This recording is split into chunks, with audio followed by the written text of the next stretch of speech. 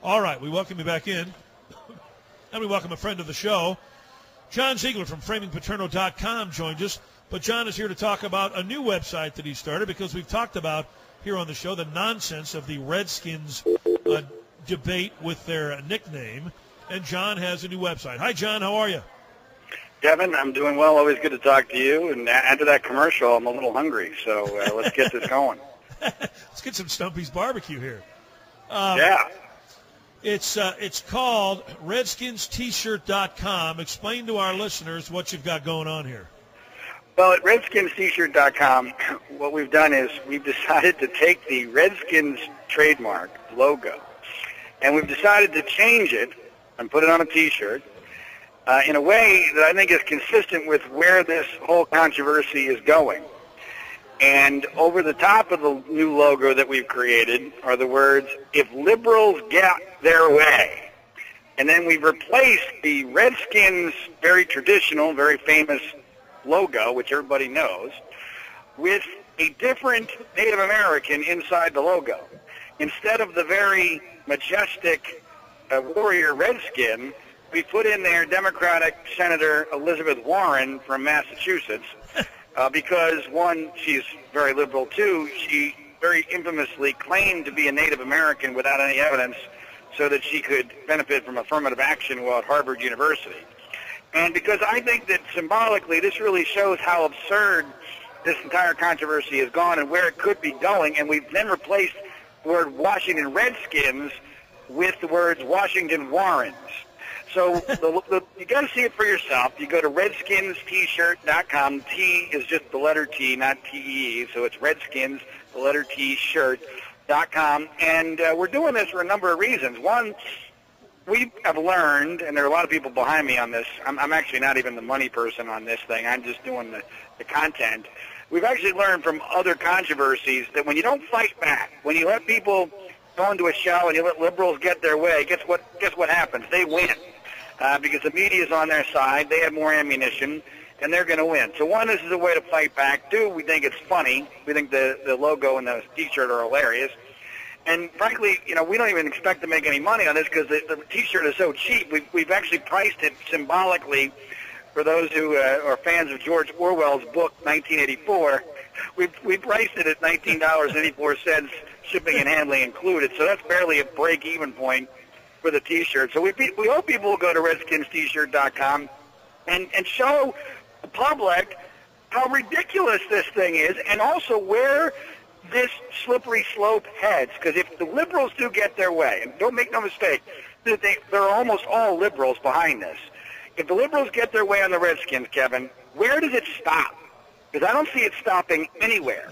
And that's why I think it's important to draw a line in the sand right now and say, this is absurd, this makes no sense, and that's why we created RedskinsT-shirt.com. John, it will not stop anywhere, and what strikes me as odd is that this Redskins nickname has been in use for some 70 years, and just all of a sudden it's objectionable.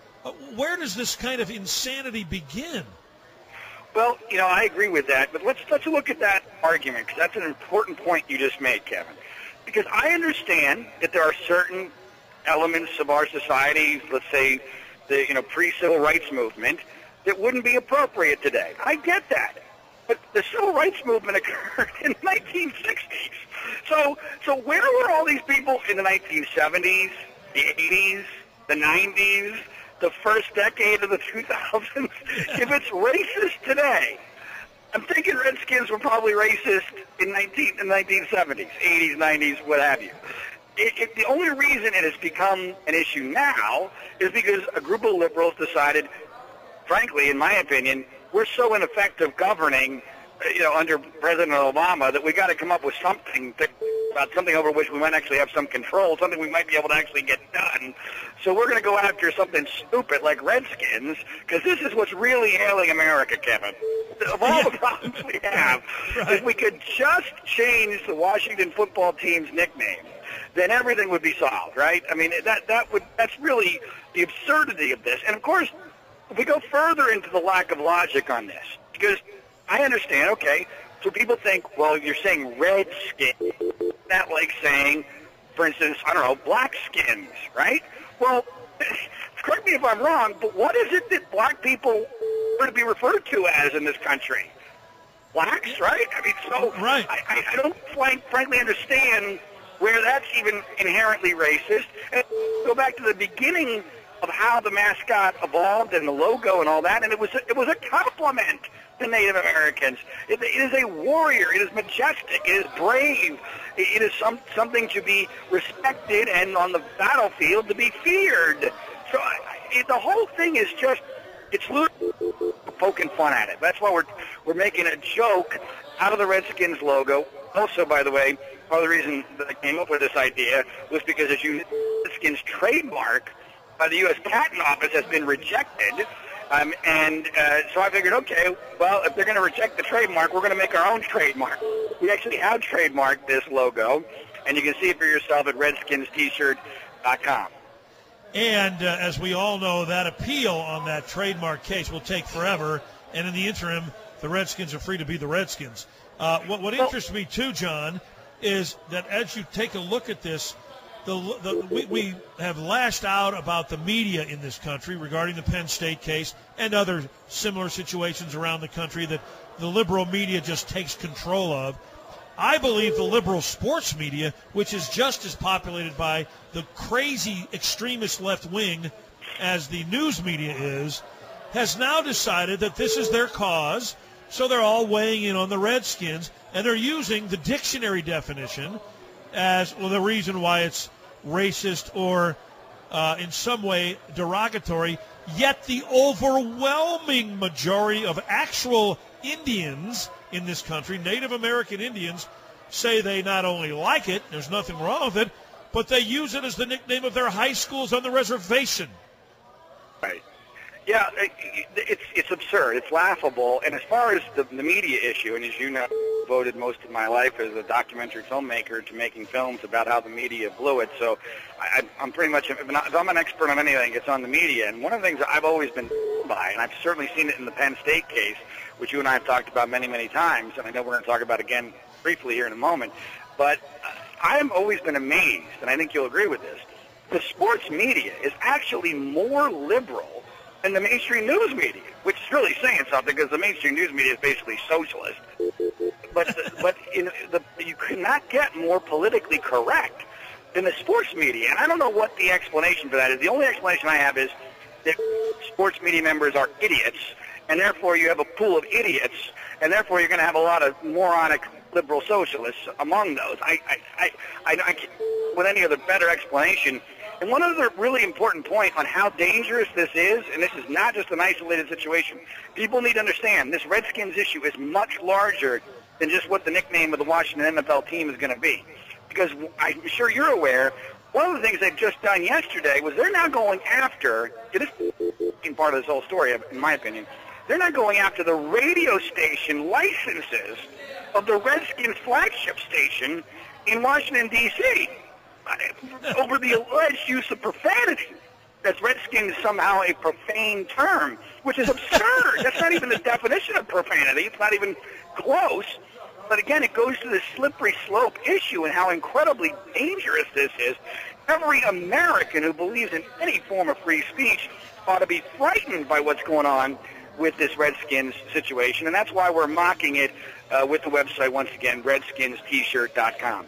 This country has lost its way. And then we have people like Phil Simms at CBS and Tony Dungy at NBC who are going to refuse to say Redskins during the course of the season. Now, interestingly enough, Phil Simms played for the New York Giants. Had he been drafted by the Washington Redskins, I wonder if he would be of the same ilk. And if Tony Dungy had been offered a coaching gig with the Washington Redskins, would he feel the same way? I think these guys, and I have always respected Tony Dungy, but at this point, I have no respect for this kind of idiocracy. Well, you make a great point, but I want to take it one step further. Think about what Tony Dungy and Phil Simms are saying. They're saying that this year, 2014, they have decided that it is racist to use Redskins and they're not going to use them anymore. So what is that? That leaves us two options for why that could be. Number one is, which I believe is the case, they're just PC morons who are going along with the flow and don't really care about whether it's racist or not. That's what's really happening. They just want to be part of the PC crowd. The other option is they're both such idiots that they've been using a racist term for the last 3 decades of their life. They just didn't realize it to be racist. So which is it, Phil and Tony? Are you sellouts or are you morons? Please let us know. And there is no choice of C. It's A or B. There's nothing in between. You're exactly right. I mean, these guys are too stupid, I believe, to see the folly of that remark. That all of a sudden, because Harry Reid thinks this is a racist term, and some nitwit elsewhere thinks it's a racist term, it must be racist, because I can't think for myself, so it must be racist. I must stop now. It's laughable. Well, if I were CBS, I'd tell Phil Simms, you either call them by their team name, or you can go find another job. Well, but see, and Kevin, this is where I see almost everything related to Penn State these days, because it's been my life for almost the last 3 years. But see, this is so similar to what happened with Penn State, because Phil Simms and Tony Dungy know that no matter how idiotic what they may do with this Redskins thing is, they're only going to get praise from the rest of the media. They'll get no blowback from the mainstream news media. They'll only get praise. And so they don't care. In their world, everyone's going, you know what, way to go, way to stand up, way to be brave, and right. take which is probably a weird term to be using considering the Atlanta Braves, but that's another story for another day. But way to be courageous and stand up for what is right. That's all they're hearing in their little bubbles. And of course, in my opinion, the same thing has happened with all the media members in the Penn State story. Your friend and mine, Christine Brennan, being the perfect example of that, where Christine actually told me that she knew she was right on the Penn State case because everybody told her how great her coverage was. I mean, that's the world we're living in now. So, if you get praise, you're automatically right. It doesn't matter whether it's true or not. Yeah, so let me see if I have her theory right. Damn the research. Don't look into it. Don't read the free report. Don't take into account all the lies and the half-truths. But if someone says you're right, then you're right. Yeah, I wish I lived in that world. Of course, I'm married, so I'm never right. But I mean, but you know, I think most married guys know what I'm talking about there. But the reality here is it's absurd. And frankly, just for your listeners to know, at the PGA Championship, ironically enough, I ran into Christine Brennan in the media center last month, and I spent about an hour and a half blowing her mind. I mean, literally blowing her mind. Informing her of the facts of the Penn State Sandusky situation. She promised me that she would take a look at some of the stuff I sent her via email. I'm not holding my breath. She'll never write anything ever acknowledging that she was wrong. But I got to tell you, Kevin, and I mean this sincerely, and I know Christine pretty well because I hate to admit it, but we once dated many, many moons ago, and I've had a pretty good influence on her career.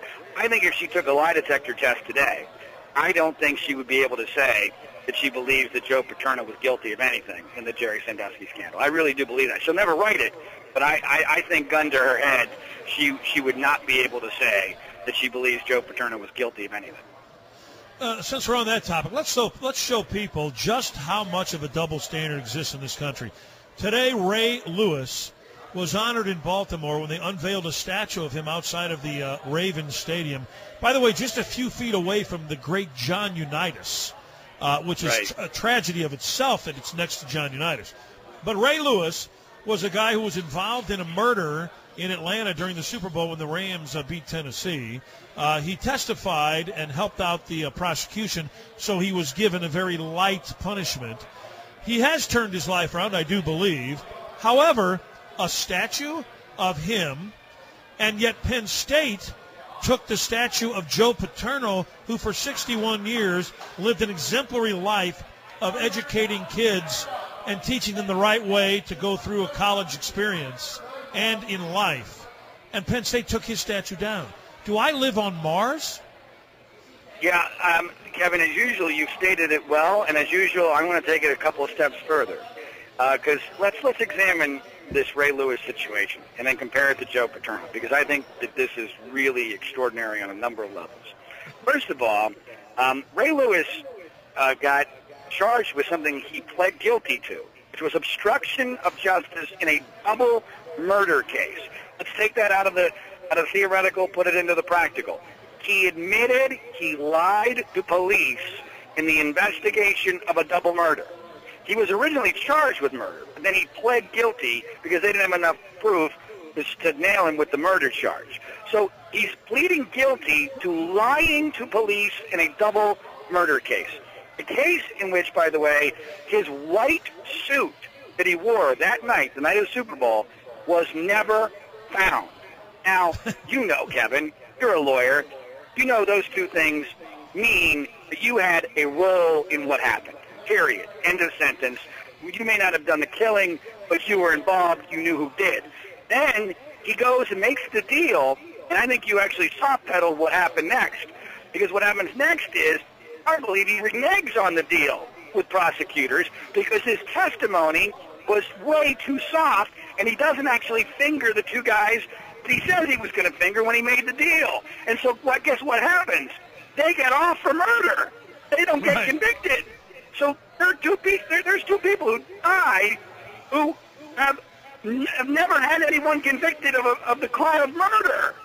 And it's because of Ray Lewis. And now he gets a statue, by the way, that makes it look like he's farting fire, which is kind of funny, but that's, that's neither here nor there to the issue. He gets a statue put up to him for him by an NFL football team. Meanwhile, let's take a look at what Joe Paterno did. Joe Paterno, under the media's own version of the narrative. Now, this is not my version, because as you know, I've now believed something very different happened in this whole Sandusky case. But under the media's version of what happened, Joe Paterno's honest testimony against his own self-interest is why Jerry Sandusky, in their minds, the worst pedophile that's ever lived, is now behind bars. Because if Joe Paterno simply says, I don't remember what the hell Michael Query told me 10 years ago, which was probably the correct answer, or at least a reasonable answer, if Joe Paterno does that, Jerry Sandusky doesn't even get arrested, in my opinion. And so Joe Paterno's honest testimony puts an alleged pedophile behind bars for something for which the media should have praised him. And by the way, he was being praised on the first day of the story by the person who won the Pulitzer Prize for local reporting on this story.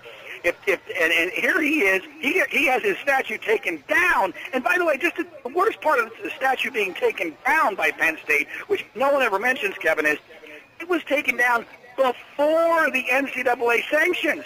So what was happening there in reality was that Penn State was paving the way politically for the NCAA to screw them by taking down the statue and making it very clear to everybody they were pleading guilty to everything so that the NCAA would get no blowback when the next day they announced all these sanctions. Now, to me, that's even worse than if they took it down after the sanctions, because they were essentially not only doing something wrong, but they were working on behalf, Penn State was, of the NCAA, screwing them. That's how insane it is. But when you look at the notion that Ray Lewis has a statue, and Joe Paterno had one taken down, it tells you just about everything you need to know about the insanity of where we are in this country in this day and age. It is one of the most absurd and obscene examples of double standard I've ever seen. It is preposterous. It truly is. And if you don't fight back, it obviously just goes on, because nobody in the media is going to say anything about Ray Lewis. Oh, no, he's part of the ESPN machine now. So why would they object to one of their own getting a statue, even though, as you articulated about the murder situation, he was involved directly?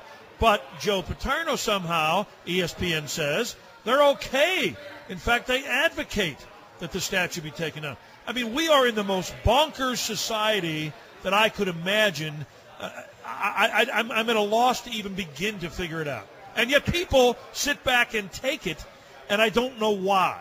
I watched the Michael Brown case here in Ferguson, Missouri, and people listen to the crap that the media puts out there, and they take it, and I don't know why. I don't understand why everybody's so afraid. Well, I just was about to say, it's one word. It's fear. And if there's one thing I've learned from the Penn State Sandusky case over the last 2.5 years, is that fear runs the world now, Kevin, because people have seen how many people get destroyed. People like myself get destroyed for having a contrarian point of view, a view that is against the mainstream, that is deemed to be politically incorrect. Even if it's true, it doesn't matter. And everyone knows. It's kind of like the scene in Braveheart where Mel Gibson waves the flag and the guys up on the hill turn around and run the other direction, and they get slaughtered. Well, nobody wants to be Mel Gibson, and because you're going to end up, with your head on a spike. And so the reality here is that we are in a country that was founded on bravery and courage, in my opinion, now is ruled by fear and cowardice. And ESPN does what they do because they perceive it to be in their best interest on that day. They don't even care about tomorrow. It's whatever is best for them that day. And because they're all buddies with Ray Lewis, and because, frankly, he's black, that's all that matters. So they're going to protect him. No one's going to dare to say boo about Ray Lewis. No. But because Joe Paterno had this happen during a slow news week, and they got huge hay out of it, and now they got to protect the false narrative, ESPN ain't going to go back on that no matter what, and we've proven it time and time again on your show. And look at, for instance, what happens if you say anything remotely fair about what took place in Ferguson, Missouri. You have a video of this guy thugging it up, grabbing a store clerk, wrapping him against the counter, a rack of items, and then he ends up dead. No one knows what happened, and no one has ever bothered to find out because it's secret right now. But yet, if you say, well, this guy looks like a two-bit thug, that's what he is, somehow you'll be castigated. And it's unbelievable. Come on, Kevin, you're clearly a racist. Why are you being such a racist? Why are you being a racist hater? I mean, come on. The fact that there was a robbery that occurred just before the shooting, that's obviously irrelevant in the world of the people who want to believe whatever the hell they want to believe. Right, I mean, whatever they want to believe. Don't you understand that once the narrative is set in a way that the liberals and the PC media like, there's no going back on that narrative? You're not allowed to question it. Because if you do, you're going to get called names. You might get destroyed. You might get fired. You might lose your income. You might be disgraced in society. So who has an incentive to do that? Very few people have an incentive and the courage to do that. And unfortunately, there's been many ways to say it, but it's been said, with great wisdom, that evil can only be allowed to exist when good men do nothing. And unfortunately, we have far too few good men and far too few that are willing to do anything. Frankly, I think men in general have completely lost their balls. I think only women are allowed to have balls in today's society. So, it's one of the reasons I'm thrilled to have a daughter and not a son. I mean, that's where we're at with this thing. Everyone is afraid. And, having seen it up close, I guess I can understand it. I don't like it. I wish it wasn't the case, but people need to understand what's really happening in this country. And you can't live with yourself. In my life, I couldn't live with myself if I were one of those people that just stood by and became a coward like the rest. Here's the other thing that's important, John. Let's keep an eye on what happens to Mike Ditka at ESPN, because he had a contrary view of the Redskins, and he was very vocal about it and very definitive about it in saying it's the most asinine thing he's ever seen in his life. It's ridiculous. It's absurd. They're the Redskins. They'll always be the Redskins. It's an important part of NFL history. Let's watch and see if Mike Ditka isn't put out to pasture by ESPN. That's a good point. We have that story up at our website, redskinst-t-shirt.com, which I hope people will check out and check out our hilarious T-shirt that we put out to mock this whole controversy, and that's one of the major stories we've put up at the website there. I agree with you. It will be interesting to see. He might get a pass simply because he is very popular. But you know what? Years from now, he may get his as well. I agree. I think it's something to look out for, and I think it's a good point. John, great stuff as always. We appreciate your time all the time. It's redskinst-t-shirt.com. Folks, it's fun, and it's a good way to say screw you to the politically correct police. Thanks, Kevin. Thanks, John. We'll talk later. Bye.